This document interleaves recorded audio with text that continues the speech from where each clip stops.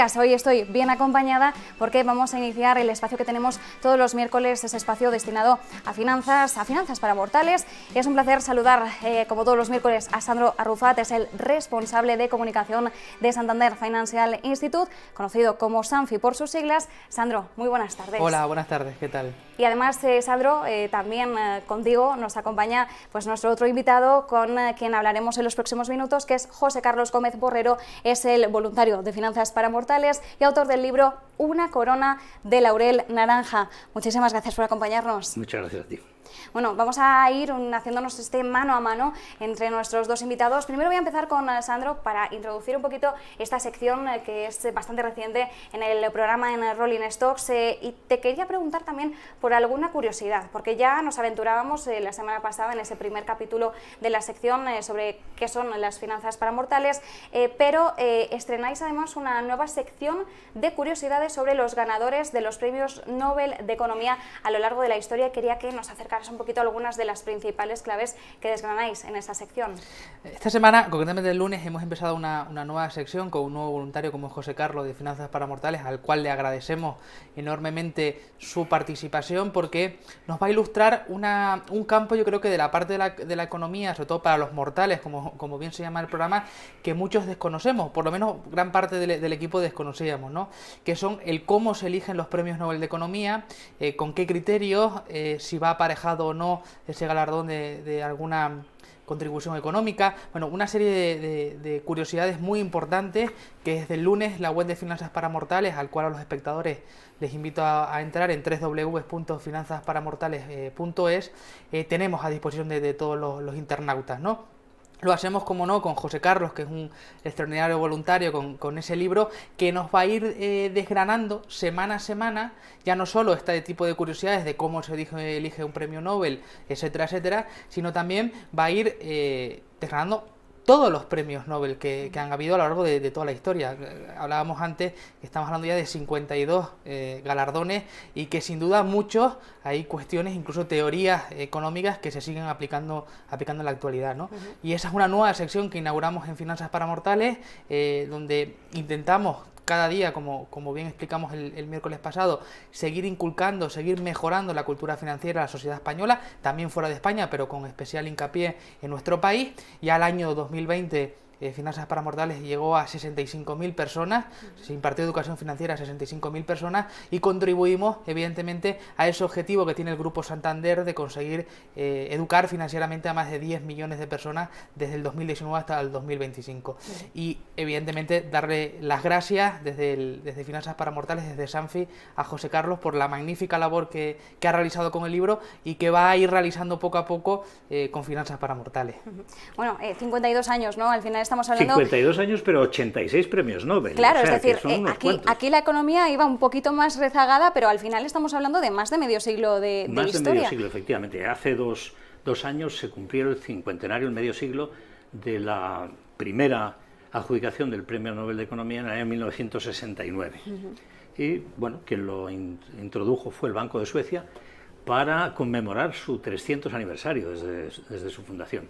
Y, bueno, lo entrega como el resto de los premios Nobel, salvo el de la paz que lo entregan en Oslo, lo entregan en el Ayuntamiento de Estocolmo, en el Salón Azul. Y bueno, esta es la historia de nada menos que 86 premios Nobel de Economía. ¿Hay alguna curiosidad por la que se añadieran un poquito más tarde los premios Nobel de Economía o simplemente era por aquel aniversario como apuntabas? La Fundación Nobel solo dejó 5 premios Nobel y el Banco de Suecia, en memoria de Alfred Nobel, decidió financiar con su cuenta y riesgo este Premio Nobel de Economía que ya lleva 52 ediciones. Sandro, no sé si querías añadir algo. Vale, que te he visto y digo, no sé si para querías nada, el maestro es él, que es mejor que él, que nos ilustre, evidentemente, todo este tipo de curiosidades y lo que va a venir a lo largo de todas las semanas. Claro, porque te veía haciendo el gesto y digo, no, si es que aquí estamos hablando de toda una historia, digo, a ver si también quería añadir alguna cosilla. José Carlos, ¿cuáles son las claves por las que se rigen o los aspectos que tienen en cuenta los criterios a la hora de elegir los galardonados? Pues el premio Nobel se concede el día 10 de diciembre, que es la fecha del aniversario de la muerte de Alfred Nobel, y en octubre anterior el Comité Nobel pide candidaturas, ¿no? Entonces pide una serie de candidaturas, en principio a 75 universidades, que siempre son las mismas, entre ellas todas las escandinavas, a los departamentos de economía. Cada año invita a 6 universidades adicionales, y luego a todos los premios Nobel que todavía permanezcan vivos, premios Nobel de Economía. En estos momentos, de los 86 quedan solo 37. Y luego se quedan libres para poder decir pues, a una serie de personas que consideran lo suficientemente importantes. Entonces estos señores mandan sus candidaturas con una precisión ingenua, si se quiere, que dicen que ninguno de ellos se puede candidatar a sí mismo. No sé si eso será...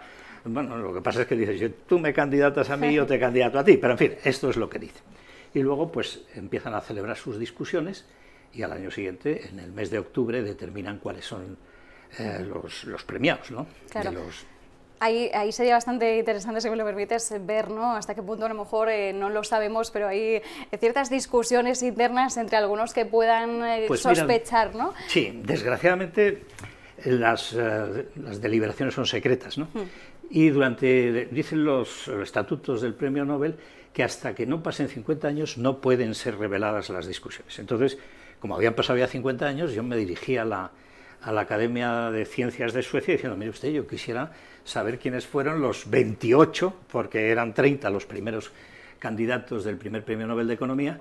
Y digo, mire usted, porque estos señores se han quedado con la miel en los labios, pero seguro que eran tíos buenísimos, que nos gustaría saber quiénes eran y tal. Y me contestaron muy amablemente, diciendo que lo sentían mucho, pero que habían decidido en una celebración reciente el mantener en secreto indefinidamente.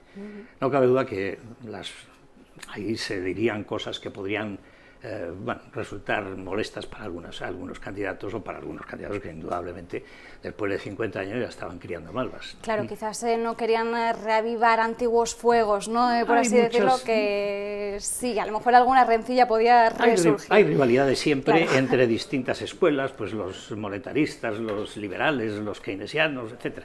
Entonces han preferido decir, obviamos el problema. Claro, y en este caso pueden ser premiados varios candidatos, ¿hay un máximo que se establezca? Efectivamente, hay un máximo de 3 que reciben, bueno, el premio consiste en el equivalente a $1 millón. En estos momentos son 10 millones de coronas suecas, han sido distintas cantidades a lo largo de estos años, lógicamente, por el tema de inflación y demás, una medalla de oro y un diploma. Y entonces el máximo son 3, pero si son más de uno, el premio económico se lo tienen que repartir a partes iguales. ¿Y cuántos se presentan cada año?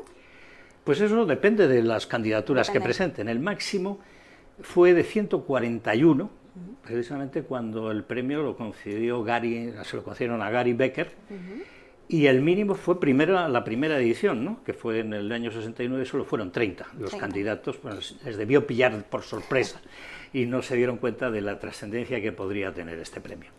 Nos aventurabas, ¿no?, que hay siempre algunas universidades que siempre están en foco. ¿Hay algunas escuelas que gocen de una preferencia que sea tan clara como para decir, sí, estas siempre suelen tener candidaturas o suelen tener premios casi ya asegurados? Bueno, en Estados Unidos son las más mencionadas, ¿no? Pues tenemos a Chicago, a Princeton. Ivy League, sí, ¿no? Claro. Sí, efectivamente, la Ivy League está permanentemente candidatada, premiada no siempre, lógicamente, porque es verdad que el máximo de nobles de economía son norteamericanos o nacionalizados norteamericanos que profesan en universidades estadounidenses. Luego otra característica que también tenemos que tener en cuenta cuando hablamos de este tipo de premios, al final también son las temáticas, ¿no?, que se abordan, las temáticas que se deciden premiar. No sé si en esto podemos decir que a lo largo de este más de medio siglo ha habido una evolución de preferencias de temáticas en función del contexto en el que nos hemos ido encontrando, según cómo ha ido avanzando la historia, pero eso lo vas a saber tú mejor. Es correcto lo que estás diciendo, ha habido... Yo no diría modas, pero sí tendencias durante un determinado momento. Digamos que yo distinguiría aproximadamente 4. Podríamos avanzar mucho más, pero las 4. La primera es la fase de los keynesianos, donde probablemente influidos por los economistas que vivieron la Gran Depresión, el hambre, el paro terrible. Entonces, las políticas que propiciaban la intervención del Estado en la economía son mayoría, ¿no? Entonces ahí tenemos una primera fase donde la sombra de Keynes es clásicamente. Esto termina básicamente cuando la intervención del Estado es tan potente, que gasta tanto, el déficit es tan grande, pues que con la guerra de Vietnam, el embargo petrolífero, la inflación es tan grande, que se produce en el año 71 el Nixon Shock, la falta de intervención, la falta de convertibilidad del dólar, y entonces las ideas keynesianas son sustituidas por las ideas liberales. Entonces tenemos a Milton Friedman como gran exponente de esta época, donde el liberalismo es lo más premiado y los grandes premios son para esta fase. También termina con un exceso de liberalismo, digamos, las hipotecas subprime, los grandes escándalos, y a todo esto pues le sucede un tercer economista, un magnífico economista, un revolucionario, que es Robert Lucas, con las expectativas racionales, y donde dice que, bueno, oiga, están ustedes viendo la economía y conduciendo la economía como si fuese un coche y conduciendo a través del retrovisor. La economía está delante, el futuro está por delante, y quien sabe realmente lo que está pasando son los propios interesados. Es el camarero que sabe si se llenan las mesas, si se pide una cerveza o una botella de vino, y sin embargo usted está recibiendo, o que se cree muy inteligente, datos que ya son anticuados cuando le llegan. Y luego finalmente llegamos a una época muy atractiva y muy interesante, donde se empieza a hablar de lo que es la economía no egoísta, no buscando el paradigma del homo económicos que busca su mezquino interés personal, sino que empiezan a meterse los sentimientos. Es la época de los psicólogos, de Kahneman, donde se empieza a hablar de lo que es, digamos, la pobreza, los países en vías de desarrollo, los problemas de la ecología, del cambio climático, de la biodiversidad, etcétera, y donde prácticamente la economía está introduciéndose en todos los aspectos formales de la vida en la que nos estamos desenvolviendo. Bueno, al final... Perdona por alargarme, no, pero creo que era importante señalar estas cuatro... Es muy interesante, de hecho, ¿no? Porque al final, a través de estas grandes temáticas, nos estamos también haciendo todo un recorrido por la historia, nuestra historia más reciente, y también toda la historia económica, ¿no? Cómo hemos ido sucediendo de un tipo de pensamiento a otro, y cómo han ido surgiendo distintas soluciones o distintas propuestas económicas para resolver distintos problemas que se han ido, transcurriendo, ¿no? en todos estos años. Claro, teniendo en cuenta que ahora nos encontramos en un contexto tan anómalo, en el que toda una crisis sanitaria ha trastocado todo nuestro sistema económico a nivel global, ¿cuáles podrían ser las temáticas que puedan ser más populares en estos momentos, o las tendencias económicas que puedan surgir y que de alguna forma pues, toda la Academia de los Nobel pueda incidir más sobre ellas?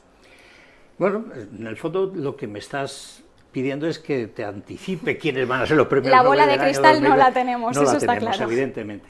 Pero tanto como a personas podríamos aventurar algún tipo de temas, ¿no? Y, bueno, es evidente que si en el año 2021 no han dado el premio Nobel a alguien relacionado con la sanidad o con el problema de los hospitales, de la sanidad pública, privada, etcétera, pues es porque todavía el COVID-19 no se había desarrollado.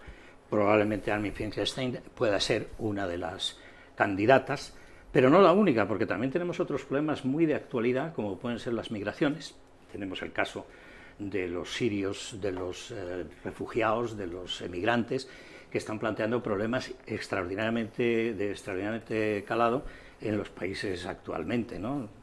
Y luego existe también otro tema de una potencia importante como son los países fallidos, países que tienen prácticamente todos los recursos habidos y por haber, como puede ser Venezuela, como puede ser Libia, como pueden ser otros países, Siria, que no consiguen despegar, y que probablemente Acemoglu, otro no premio Nobel, porque claro, ahí le estoy condecorando antes de tiempo, ¿no? Pero creo que es un elemento que ha estudiado todo el tema de los países fallidos y que puede resultar de mucho interés. Yo quería terminar, me extendería más tiempo porque la verdad es que la charla está siendo muy interesante, pero en el mundo de la tele es así, al final vamos con los tiempos muy acotados, pero quería terminar un poquito con que me contaras una anécdota, ¿no? Alguna curiosidad que recuerdes, ya que estás haciendo todo este recorrido de estos 52 años de historia, si te tuvieras que quedar con algún hecho concreto, ¿cuál sería? Bueno, un hecho muy significativo, muy conocido además, y muy problemático fue el único caso en el que se produjo un incidente en la entrega del premio Nobel en el año 74, cuando se lo dieron a Milton Friedman. Entonces hubo un gran abucheo cuando se nombró al premio Nobel de Economía, y un espectador se levantó y dijo: ¡libertad para Chile! ¡Abajo los fascistas! Claro, se lo decían a un judío que, si no hubiera su familia emigrado desde Alemania, pues hubiera terminado gaseado en un campo de concentración. Entonces él dijo: miren ustedes, yo lo único que he hecho ha sido dictar unas conferencias en Chile, en el Chile de Pinochet, pero es que al mes siguiente las dicté exactamente igual en China. De manera que no me pueden acusar de estas cosas. Se produjo una enorme ovación y a continuación pues se acercó a recibir el premio de Carlos Gustavo. 16 creo que es, porque los reyes de Suecia son los que entregan el premio, y ya el actual lleva 48 entregas. O sea, yo no sé cuántos podrá aguantar más, pero efectivamente fue la gran ovación, el gran incidente que se produjo. Estaba pensando, si fuera la reina Isabel de Inglaterra ya podríamos hablar de todos, ¿no? Entregados prácticamente.